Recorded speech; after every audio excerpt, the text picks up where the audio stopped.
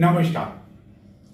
आखिरकार पश्चिम बंगाल में विधानसभा चुनाव का दूसरा चरण भी समाप्त हो गया 29 अप्रैल को, और अब सभी की नजरें लगी हुई है 4 मई को लेकर कि जब नतीजे आएंगे पश्चिम बंगाल के साथ ही तमिलनाडु, केरल में आखिरकार क्या होगा।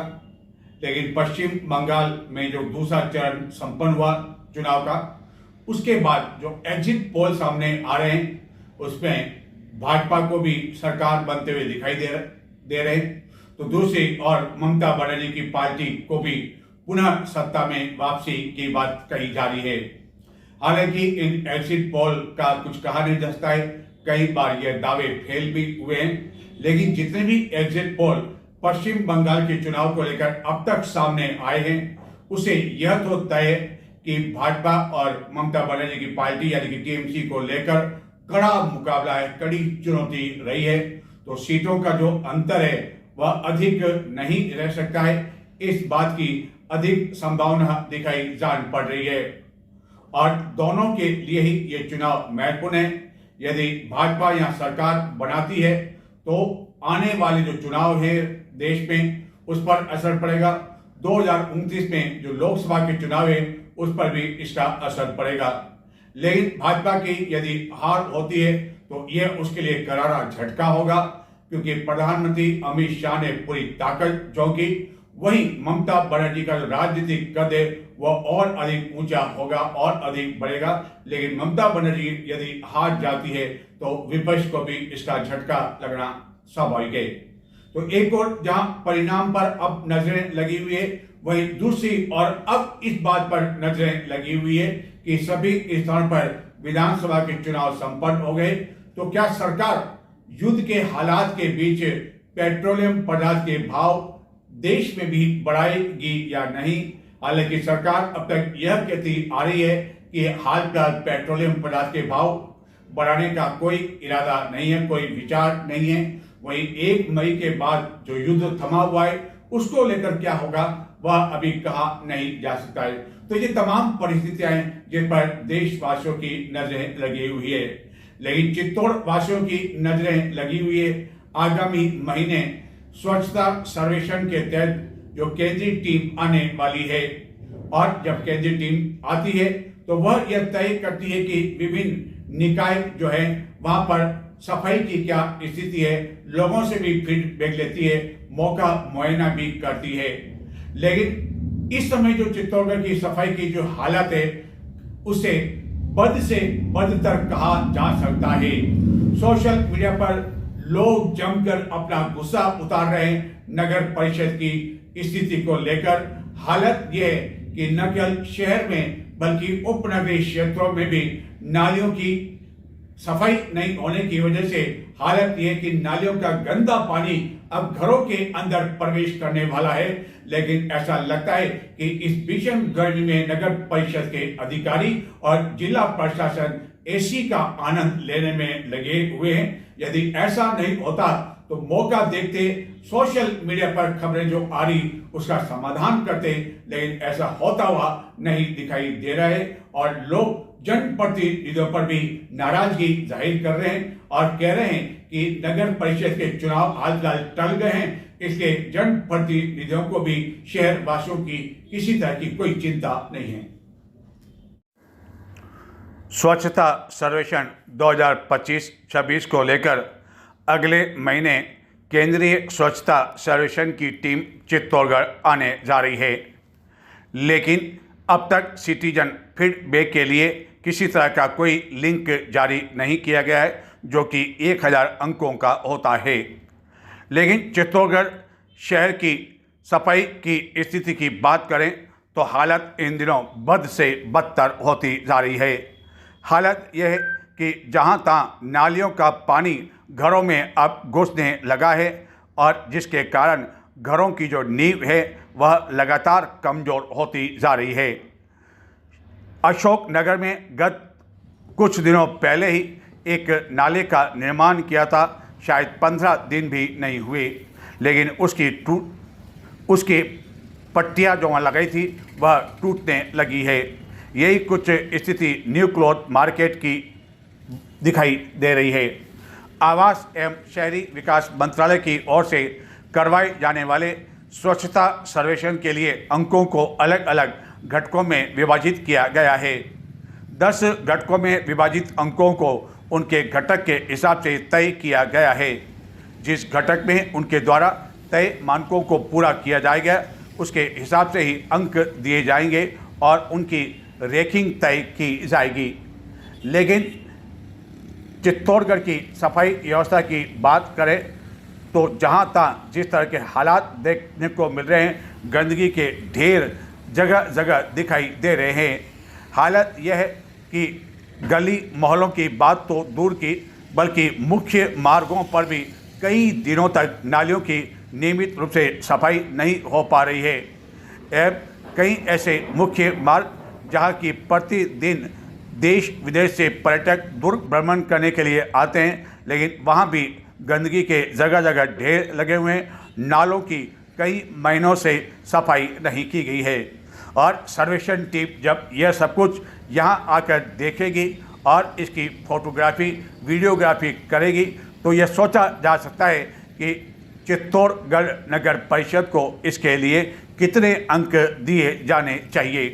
शहरवासी सोशल मीडिया पर रहकर अपना गुस्सा तो उतारते हैं, लेकिन इसका जवाब किसी के पास नहीं है कि क्या नगर परिषद के अधिकारियों को यह गंदगी और जो नियमित रूप से सफाई शहर की नहीं हो पा रही है वह दिखाई नहीं जान पड़ रही है, या इतनी गर्मी चित्तौड़गढ़ में इन दिनों पड़ रही है कि उनका पूरा समय एसी में ही निकल पा रहा है, जिसके कारण सफाई व्यवस्था चित्तौड़गढ़ की राम भरोसे छोड़ दी गई है।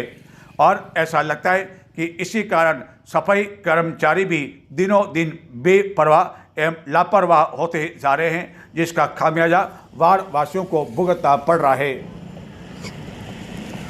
सफाई व्यवस्था की हालत बदतर होने का एक कारण यह भी है कि नगर परिषद निकाय चुनाव जो कि अप्रैल या मई में होना प्रस्तावित है, वह चुनाव अब टल चुके हैं एवं नवंबर दिसंबर तक यह चुनाव होने की संभावना है।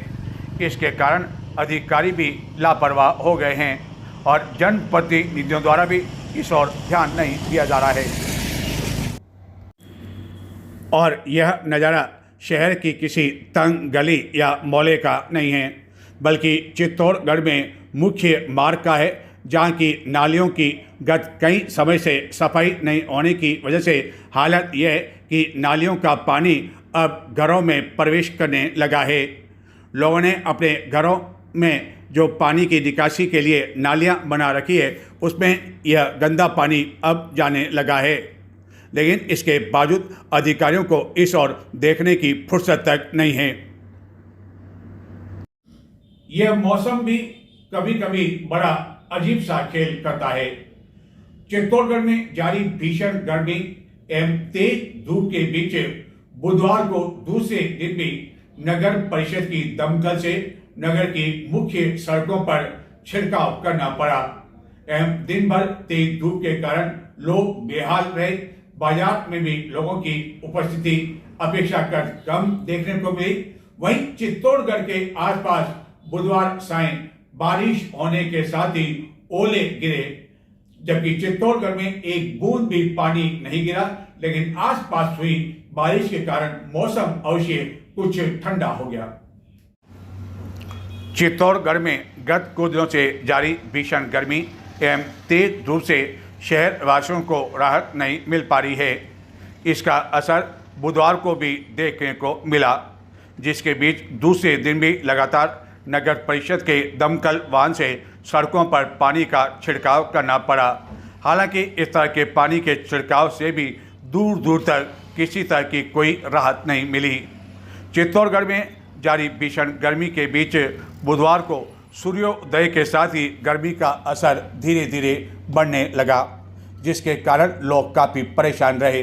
हालांकि बुधवार से स्कूलों का समय प्रातः 11 बजे तक कर देने की वजह से बच्चों एवं बड़ों को भी राहत मिली। भीषण गर्मी के कारण सड़कों एवं बाजारों में सामान्य दिनों की तुलना में लोग कम दिखाई दिए। भीषण गर्मी के कारण लोग अब आवश्यक काम होने पर ही बड़ी दोपहरी में बाहर निकल पा रहे हैं।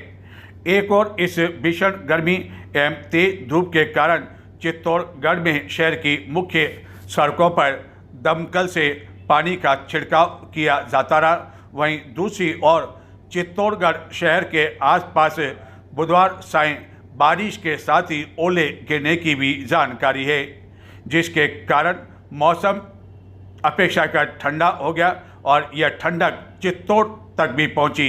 हालांकि चित्तौड़गढ़ में इस दौरान एक बूंद भी पानी नहीं गिरा एवं ओले गिरने से हालांकि खेतों में इन दिनों किसी तरह की कोई फसल नहीं होने से किसी तरह का कोई नुकसान नहीं हुआ, लेकिन गर्मी से हर तरफ राहत अवश्य महसूस की गई। अब देखना यह है कि इस भीषण गर्मी और तेज धूप के बीच क्या चित्तौड़गढ़ में भी आने वाले दिनों में बारिश से कोई राहत मिल पाती है या नहीं। राहत पाने के लिए शहरवासी इन दिनों साय होते ही विभिन्न उद्यानों पर अपने बच्चों के साथ जाते हुए दिखाई दे रहे हैं। विभिन्न उद्यानों में साय से लेकर रात्रि तक बच्चों से लेकर बड़ों की काफ़ी अधिक भीड़ देखी जा रही है, जिनका कहना है कि तेज धूप और भरी दोपहरी में तो कहीं निकलना ही दुभर हो गया है। इस कारण वह शाम के समय उद्यानों में जा रहे हैं।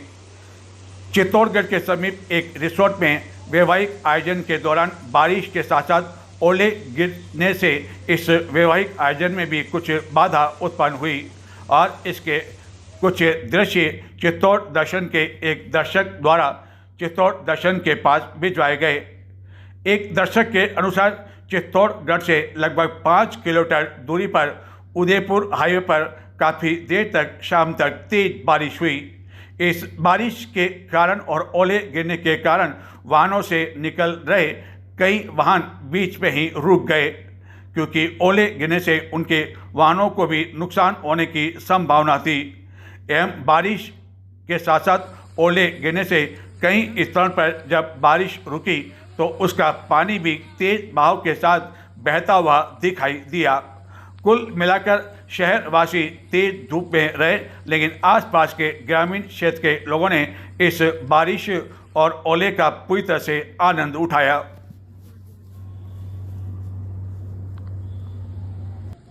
चित्तौड़गढ़ जिले के गंगरार क्षेत्र में स्थित मेवाड़ विश्वविद्यालय की मुसीबतें परेशानियां कम होने का नाम नहीं ले रही है।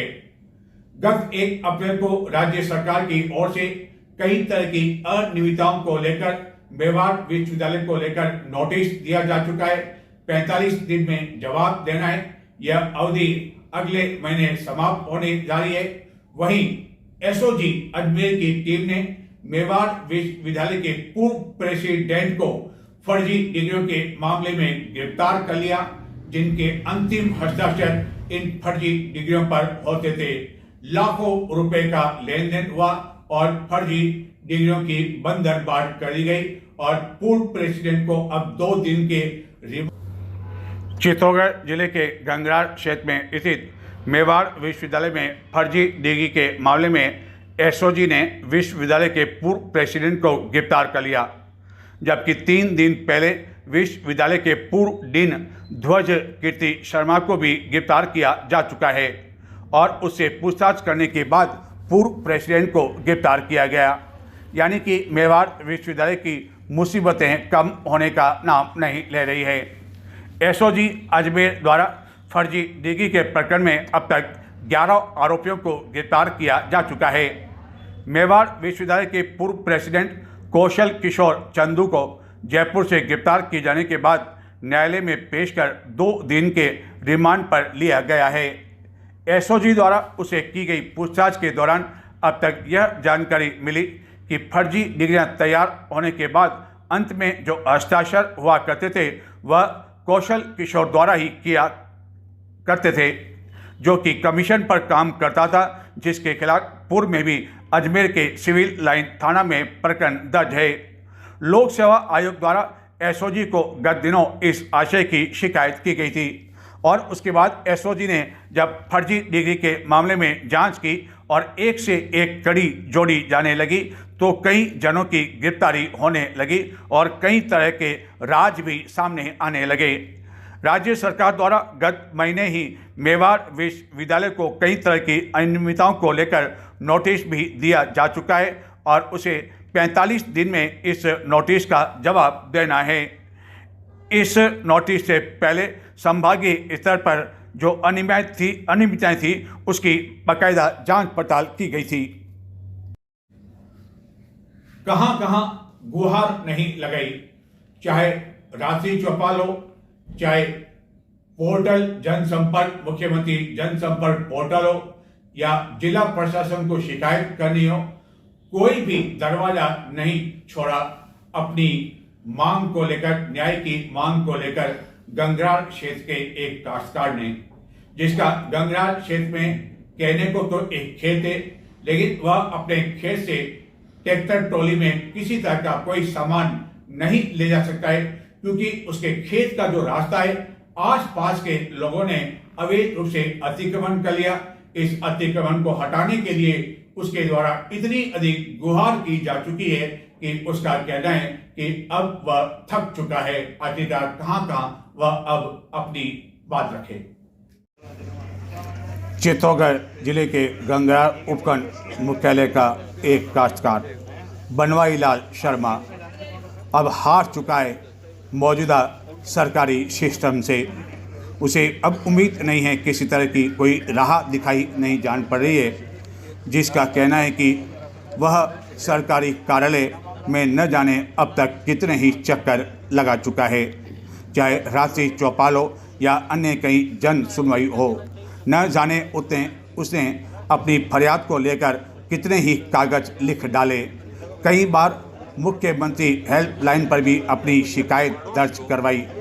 अधिकारी केवल दिशा निर्देश देते रहे, फोटो खिंचवाते रहे और उनका ध्यान केवल इस बात में फोकस पर लगा रहा कि बस राशि चौपाल में उनकी फ़ोटो अच्छी जानी चाहिए, खबर अच्छी जानी चाहिए, फिर चाहे लोगों का काम हो या न हो। दरअसल बनवारी लाल का जो खेत है, उसका जो रास्ता है, उसके लिए वह कई समय से चक्कर लगा रहा है। खेत पर जाने के लिए इतनी जगह नहीं है कि वह ट्रैक्टर ट्रॉली से खेत से किसी तरह का कोई सामान ला सके, अपने धान को ला सके। ऐसी स्थिति में उसका कहना है तो अब उस खेत का औचित्य ही क्या, जिसमें केवल एक मोटरसाइकिल ही आ जा सकती है। ऐसा नहीं है कि उसके खेत के लिए इससे पहले कोई रास्ता नहीं था। खेत के जाने के लिए इतना रास्ता था कि ट्रैक्टर ट्रॉली आराम से निकल जाती थी, लेकिन आसपास के लोगों ने अपने खेतों पर अवैध कब्जा करते करते रास्ता इतना अधिक छोटा कर दिया कि बनवारी लाल अब केवल एक मोटरसाइकिल पर ही अपने खेत पर आ जा सकता है।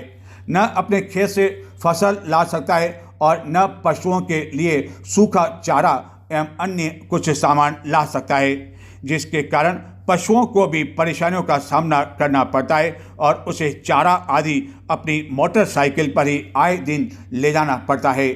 जिसका कहना है कि उसने उपखंड अधिकारी तहसीलदार पटवारी गिरदावर को न जाने कितनी बार अवगत कराया और यह खेत पर जाने का रास्ता जहां केवल एक बार में केवल मोटरसाइकिल ही गुजर सकती है और आसपास जो झाड़ियां दिखाई दे रही है, इसके दोनों और अन्य लोगों के खेत हैं, लेकिन उन्होंने अपनी सीमा को इतना अधिक बढ़ा दिया, अवैध कब्जा कर लिया कि बनवारी लाल अब अपने इस खेत पर अपनी अन्य वाहन नहीं ले जा सकता।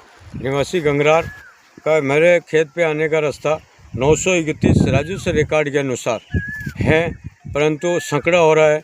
मैंने श्रीमान महोदय को 7/10/2019 को एक कागज़ फर्स्ट में दिया, उसके बाद में कागज़ देता चला आ रहा हूँ बराबर और शिविरों में दे रहा हूँ। पोर्टल पे भी मैंने शिकायत की, परंतु कोई कार्रवाई नहीं हुई है। और पटवारी साहब को आदेश करते हैं तहसीलदार साहब, तो तहसीलदार साहब पटवारी साहब आ गए, 3-4 बार यहाँ आ चुके, परंतु अभी तक उसका कोई समाधान नहीं किया गया। और अभी जो मेरे गेहूँ निकले थे वो मैंने अन्य किसी से मांग के और दूसरे रास्ते से मेरे को ले जाना पड़ा। उसका सूखा चारा अभी यहीं है, उसको ले जाने में मेरे को प्रॉब्लम है। रास्ता संकड़ा हो रहा है और पटवारी साहब को इनको कह रहे हैं, वो नहीं सुनवाई कर रहे हैं। और हर कार्यालय में जाते हैं, पटवारी साहब के जाते हैं, गिरदावर साहब के पास भेज देते हैं, गिरदावर साहब के पास जाते हैं तो तहसीलदार जी के पास देते हैं और तहसीलदार जी कहते हैं कि इनको ले जाके करवा लो। और अभी तक और अतिक्रमण किया हुआ है। मेरा मौके पे 3 मीटर रास्ता है और रिकॉर्ड अनुसार 7 मीटर, 8 मीटर, 6 मीटर का रास्ता है, परंतु अभी तक कुछ भी नहीं किया गया। ये 19/9 को मैंने वाद पेश किया था, फिर उसके बाद में मैंने 16/12 को किया था और 4/12/2025 को मैंने कलेक्टर महोदय रात्रि चौपाल में श्रीमान आलोक जी चौधरी साहब को, आलोक रंजन जी को दी थी, परंतु उन्होंने कहा कि प्रक्रिया हो जाएगी और तहसीलदार जी को आदेश दिया था कि इनको प्रक्रिया में लेके इनका काम अतिशीघ्र करवाओ और मुझे आश्वासन दिया कि बहुत जल्दी हो जाएगा, परंतु आज दिन तक किसी प्रकार का यह नहीं आया। हाँ, पटवारी जी आए 3 बार 4 बार आके और मौका मुआवना दे के और वापस चले गए। अब उन्होंने नोटिस कि जब इन सभी को अतिक्रमणियों को 7 दिन का नोटिस पहले ही दे चुके थे 3/2/2026 को, उसके बाद 11/2/2026 को मौका पर्चा पे आए थे, टीम आई थी, उन्होंने एक मौका पर्चा बनाया फसल खड़ी होने के हिसाब से, उसके हिसाब से 15/4/2026 को वो वापस रास्ता खोलने का प्रावधान रखा था। उसमें अभी तक कोई नहीं आया और पटवारी साहब आए तो आके और देख के चले गए और मेरे को इन आदेशों के चक्कर में और इधर से उधर घुमाने के चक्कर में परेशान किया जा रहा है और मैं बड़ा परेशान हो चुका हूँ और मुझे मेरे खेत पे आने का रास्ता चाहिए। और जो सवाल ये उठता है कि अधिकारियों द्वारा आखिरकार इस तरह की क्यों रात्रि चौपाल लगाई जाती है, जहाँ की इस तरह छोटी सी छोटी समस्या का समाधान नहीं हो सकता है। जब लोगों ने अवैध अतिक्रमण कर लिया तो एक छोटा सा दिशा निर्देश देना था कि तत्काल इस अतिक्रमण को हटाया जाए, ताकि बनवारी लाल भी अपने खेत पर पशुओं के लिए ट्रैक्टर ट्रॉली में चारा ले जा सके एवं अपने खेत की जो फसल है उसको भी बाजार में बेचने के लिए ले जा सके। क्या यह रात्रि चौपाल केवल इसलिए लगती है कि सरकार के जो दिशा निर्देश है उसके अनुसार रात्रि चौपाल की खानापूर्ति पूरी की जाए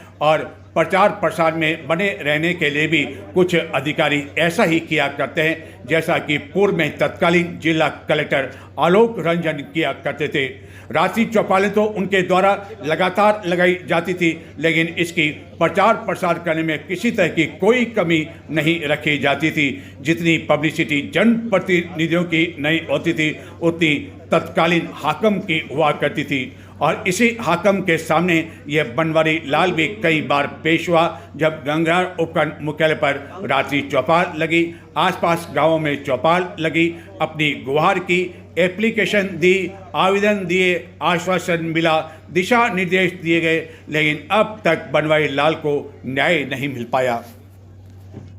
नजर डालते हैं कुछ और समाचारों की ओर, लेकिन संक्षिप्त में देखते रहे चित्तौड़ दर्शन। राजस्थान सरकार के श्री विश्वकर्मा कौशल विकास बोर्ड अध्यक्ष राम गोपाल सुथार ने बुधवार को बागुंड भासोड़ा स्थित श्री सांवलिया प्राकट्य स्थल मंदिर पहुंचकर भगवान श्री सांवलिया सेठ के दर्शन किए। इसी तरह उन्होंने भासोड़ा ग्राम पंचायत में विशेष ग्राम सभा का अवलोकन कर आवासीय पट्टों का भी वितरण किया। अध्यक्ष के भासोड़ा पहुंचे पर कई जनों ने उपना उड़ाकर एवं माल्यार्पण कर उनका स्वागत किया। चित्तौड़गढ़ के सांसद सीपी जोशी को संसद की लोकसभा में याचिका पिटीशन समिति का पुनः सभापति मनोनीत किया गया है। संसद की 15 सदस्यीय लोकसभा की याचिका समिति का सभापति एवं अन्य 14 सांसदों को इसका सदस्य बनाया गया है।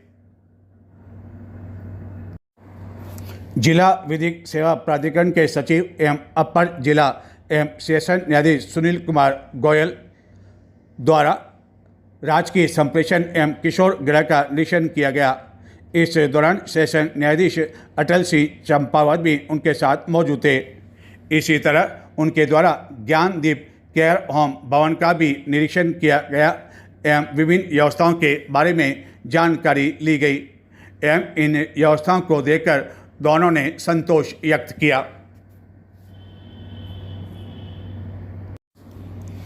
चित्तौड़गढ़ के सैनिक स्कूल में 3 दिवसीय अखिल भारतीय सैनिक स्कूल हॉकी टूर्नामेंट का शुभारंभ हुआ। इस प्रतियोगिता में मध्य प्रदेश, उत्तर प्रदेश एवं राजस्थान की कुल 5 सैनिक स्कूलों के 128 खिलाड़ी भाग ले रहे हैं। तो ये थे आज के समाचार। नमस्कार।